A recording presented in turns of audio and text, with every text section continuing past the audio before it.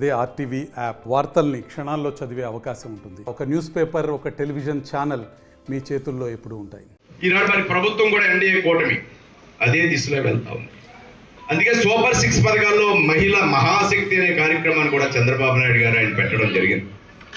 మహిళలు నిలదొక్కుకోవాలి, గ్యాస్ స్టవ్లు ఇవ్వాలా, ఉచిత బస్సు ప్రయాణాలు ఇవ్వాలా, లేదా ఆడబిడ్డ నిధి ఇవ్వాలి, ఇవన్నీ కూడా పథకాలు పెట్టడం. కొన్ని అమలవి, కొన్ని అమలు అవుతాయి. ఇంకా టైం ఉంది. తప్పనిసరిగా ఏదైతే చెప్పారో అన్నీ చేస్తారు.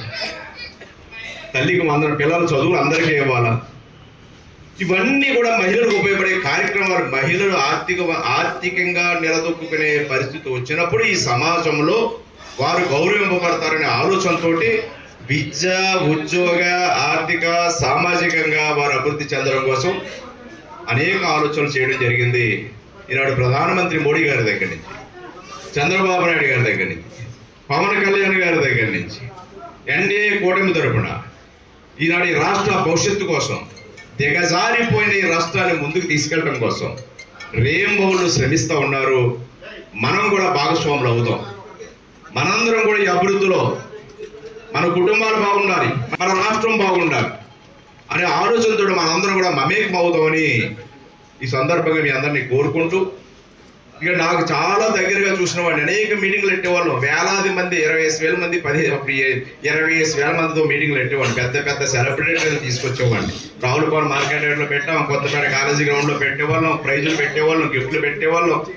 అందరినీ రచ్చగొట్టడం కాదు, మీరందరం ముందుకు వెళ్ళాలి, బాగుండాలి, అలాగా ఇలాగా చెయ్యాలని అన్ని నేర్పి పెట్టేవాళ్ళం. ట్రైనింగ్ ఇవ్వడం కోసం పెద్ద పెద్ద మహిళా మీటింగ్లు పెట్టి ఈ డ్వాక్రా గ్రూపులు ఎలా నడుపుకోవాలి, డిఫెన్స్ అవ్వకుండా అవి బాగా పనిచేసేలాగా మోటివేట్ చేసేవాళ్ళు.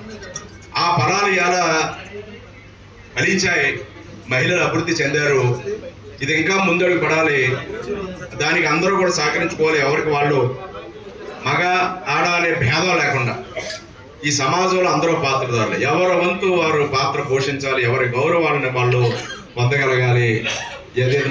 ఏదైతే మన దేశానికి ఒక విధమైన ఔన్నత్యం ఉందో, మన దేశానికి ఏ విధమైన సంప్రదాయాలు ఉన్నాయో వాటన్నింటినీ కూడా గౌరవించుకుంటూ మనందరం కలిసి నడవాలని కోరుకుంటూ, ఇప్పుడు మన అచ్చెన్నాయుడు గారు, మన జిల్లాలో కూడా ఈ పెద్ద కార్యక్రమం సత్యనారాయణ గార్డెన్స్లో జరుగుతుంది. కలెక్టర్ గారు, ఇన్ఛార్జ్ మినిస్టర్ గారు కూడా చెప్పడం జరిగింది. ఇప్పుడు ఇన్ఛార్జ్ మినిస్టర్ గారు వచ్చే ముందే పాస్ అయ్యారు.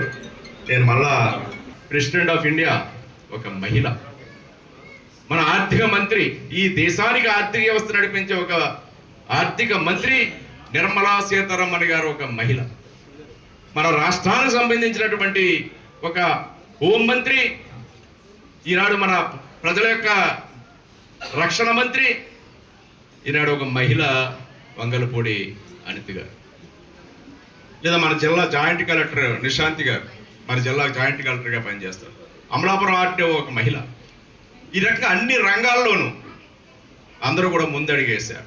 ఈనాడు విద్య వస్తేనే అభివృద్ధి వస్తుంది, అభివృద్ధి వస్తేనే మనం ముందుకెళ్ళగలుగుతాం. ఆ అభివృద్ధి కారణం విద్య. ఆ విద్యకు దేవత సరస్వతి అమ్మ, సరస్వతి తల్లి. ఆ సరస్వతి తల్లి ఒక మహిళ.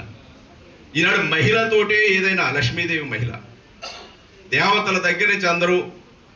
అందుకే అంటారు, మహిళలు ఎక్కడ పూజింపబడతారో అక్కడ సమాజం ముందడుగు వేస్తుంది, అక్కడ దేవతలు కొలువుంటారని పెద్దలు చెప్తూ ఉంటారు. ఎత్ర నారెస్తు పూజంతే రమంతే తత్ర దేవత అని పెద్దలు చెప్తూ ఉంటారు. ఈ సమాజానికి మహిళ మార్గదర్శి.